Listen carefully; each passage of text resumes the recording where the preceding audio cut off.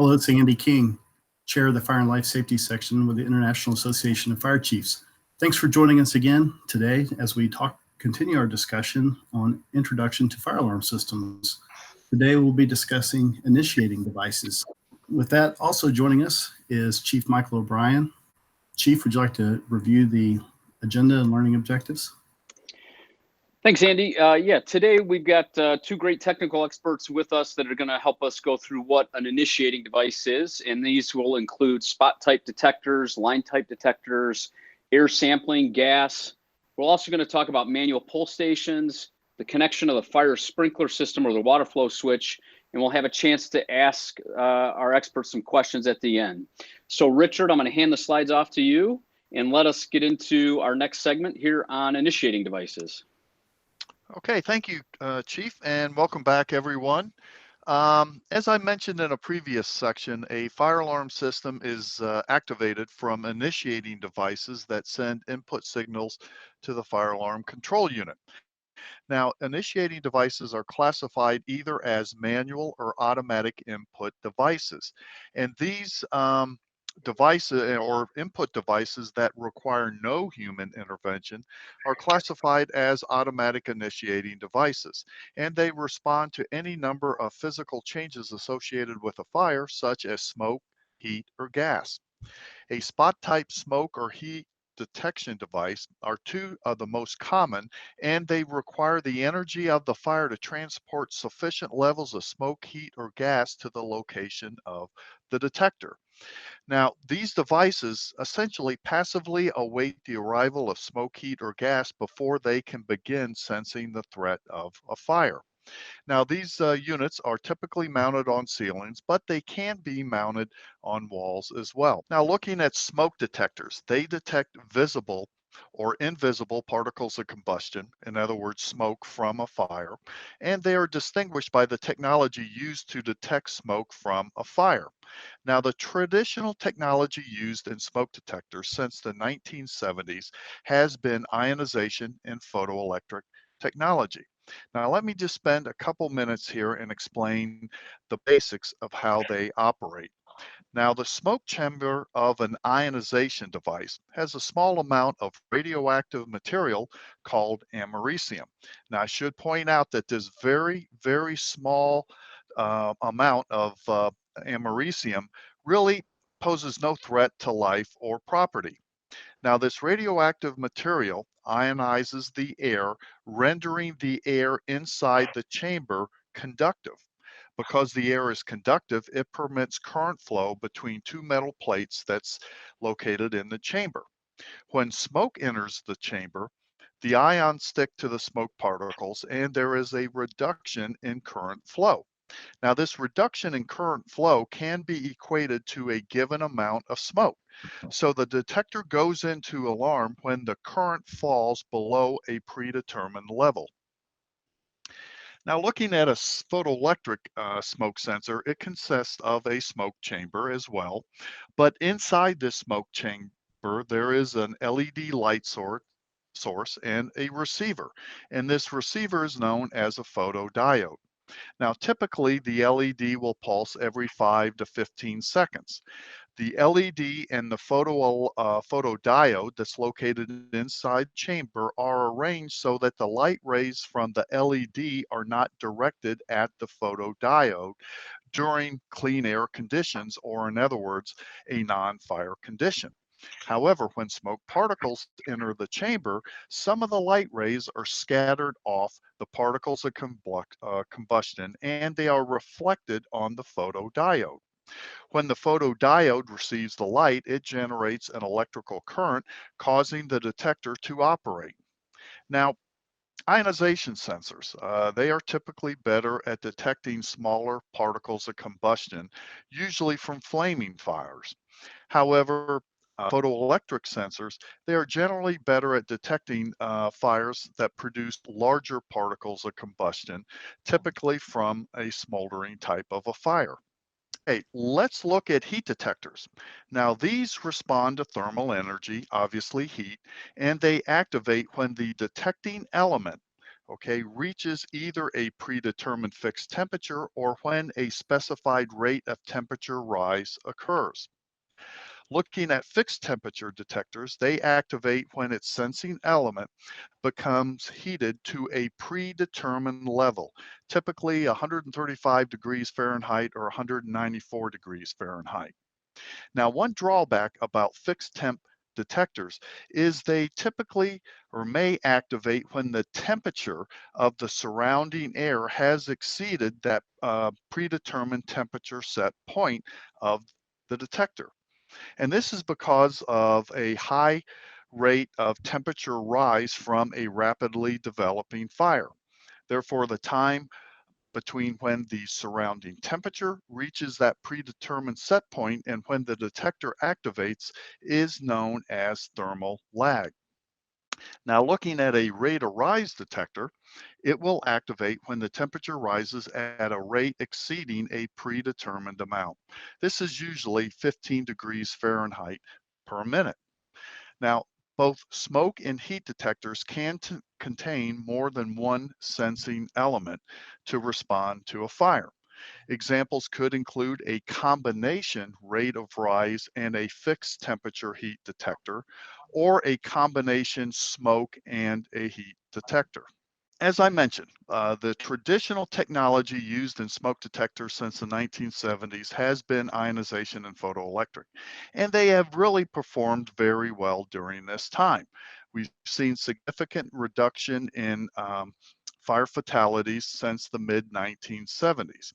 However, these devices have really reached their limit in terms of faster detection and rejecting nuisance, or the term people like to use now is unwanted alarms. Now, in recent years, manufacturers have developed a new type of smoke detection uh, technology or smoke detectors that use multi-criteria technology, and they are designed to accomplish two things. Number one, they detect both smoldering and flaming fires equally well, which means what? It will allow occupants more time to safely exit the dwelling unit or the building. And number two, it will improve resistance to common nuisance or unwanted alarms, but most importantly, it will not sacrifice detection performance. Now, a multi-criteria smoke detectors contains multiple sensors that separately respond to physical stimuli such as smoke, heat, fire, or gases from a fire. Now, the output signals from these various sensors are mathematically evaluated by a microprocessor, and that is to determine when an alarm signal is valid. The microprocessor also will utilize filters to eliminate common nuisance sources.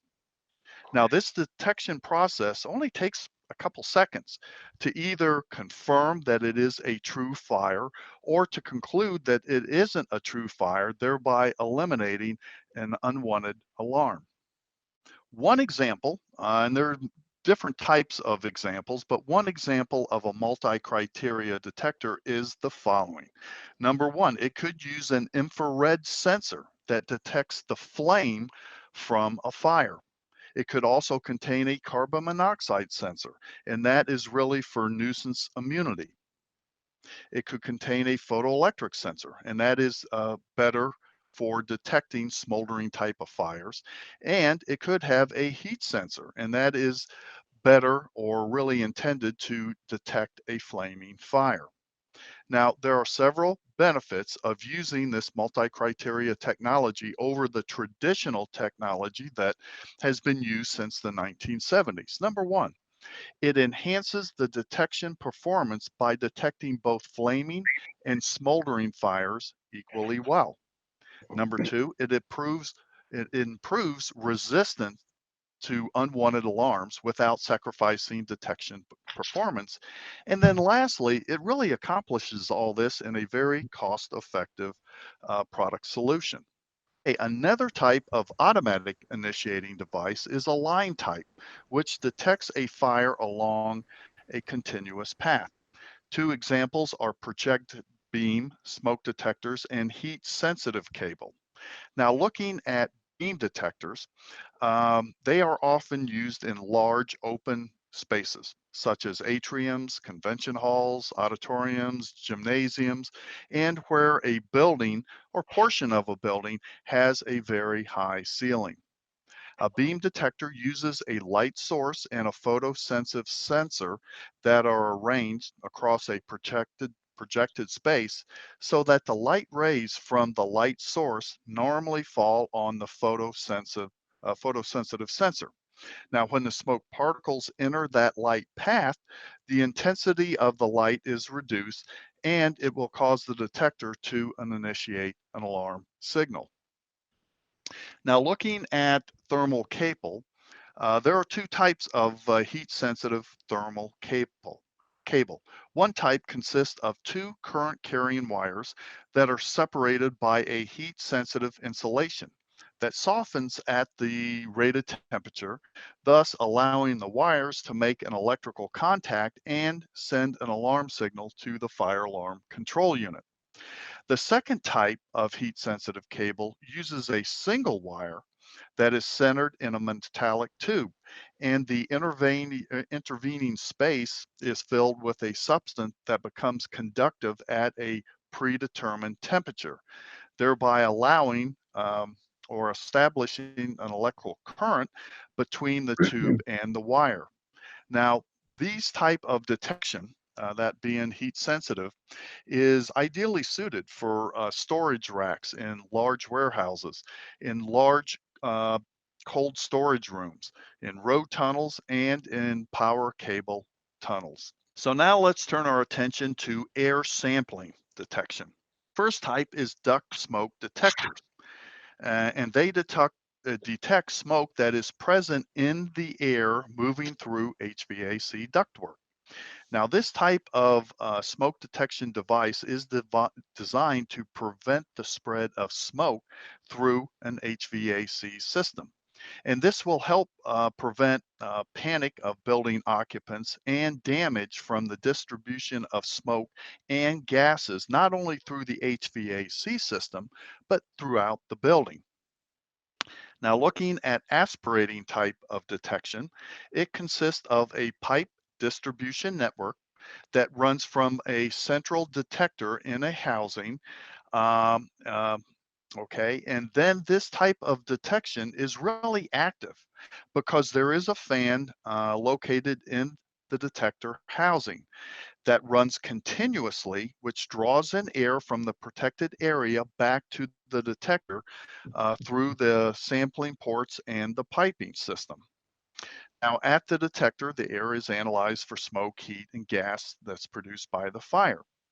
Aspirating type detectors are used in a wide variety of applications where the designer is really looking for and needs increased sensitivity, and that's usually to meet the owner's fire protection goals. Now, this type of detection is often used in areas that house valuable equipment such as telecommunication and data centers. Gas detection. Now, toxic, flammable, and combustible gas detection systems are required by many model codes and should be installed to the same level of reliability as the fire protection system. Now, several examples of where gas detection may be required are in the following applications. Number one, carbon monoxide detection is required in many buildings having a permanently installed fuel burning appliance or an attached garage. Several examples are hotels, apartment buildings, K through 12 schools, nursing homes, and hospitals. Secondly, carbon monoxide, nitrogen dioxide, or propane detection is required many times in warehouse loading docks that have gas, diesel, or propane powered forklifts, as well as in vehicle repair garages or in enclosed parking garages. Hydrogen detection is often required in battery charging rooms. And carbon dioxide detection is required in rooms without mechanical ventilation systems that have more than 100 pounds of carbon dioxide that is used in beverage dispensing equipment. Gas detectors. kind of makes sense. They have to be carefully matched and calibrated to the specific type of gas to be detected. For example, looking at carbon monoxide, nitrogen dioxide, these gases are not flammable or combustible, but they are toxic. In fact, they can be deadly. Looking at propane and methane and hydrogen, they are flammable. Another way fire alarm systems can be activated is by pull stations. And of course, they require human intervention to operate. Now, in its simplest form, the user activates an alarm condition by pulling the handle down on the pull station, which completes a circuit and locks the handle in the activated position. And when that happens, it will send an alarm signal to the fire alarm control unit. Now, an important thing to remember is after the operation, pull stations must be restored to the ready position or the non-alarm position using a special tool or key, and that is needed to reset the fire alarm control unit. Now, basic pull stations, they require only a single action or hand motion to activate. These devices are referred to as single action pull stations. However, these devices can be subject to unwanted alarm activations caused by people acting with malice or trying to pull a prank, such as students intentionally activating these pull stations in K through 12 schools or in college or universities. Other pull stations are dual action, and they require the user to perform a task before actually being able to pull down the handle, such as lifting up or pushing in a panel on the pull station. Um, the required double action it tends to discourage accidental or deliberately malicious nuisance alarms. Another type of pull station is a break glass pull station. They've been around for decades, and the user must break a glass rod in order to activate the station. And an activated break glass station is easily identifiable because of the broken glass rod on the outside of the unit. Next slide. Automatic fire sprinkler systems. They are used to obviously extinguish a fire, but they also really help to prevent the spread of the fire throughout the building. One type of a sprinkler system is a wet type, and it consists of sprinkler heads located throughout the building that are connected to a metal piping system. And the piping system is filled with water at all times. Now, when the heat produced from the fire reaches a predetermined fixed temperature, it will melt an element in the sprinkler head that releases water from the piping system to extinguish the fire. Um, Another type is a dry type sprinkler system in which the pipes are filled with air, pressurized air or nitrogen rather than water. Now, these systems, pressure systems, are typically used where winter temperatures fall below freezing, and it's necessary to keep the pipes dry until the water is needed. The air holds back or holds a valve known as a dry pipe valve in the closed position. When the sprinkler head trips, it releases the air in the pipe and allows the water to enter the pipe and flow to the open sprinkler or sprinkler heads, which will extinguish the fire.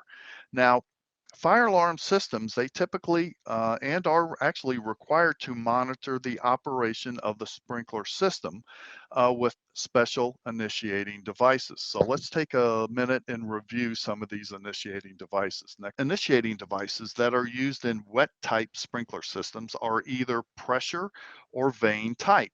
Looking at vane type water flow detectors, um, they detect water flow when the sprinkler head activates, obviously causing the water to flow in the piping system, which moves a vane or a paddle that's located inside the pipe, and it's connected to the water flow switch, which is mounted on the outside of the pipe.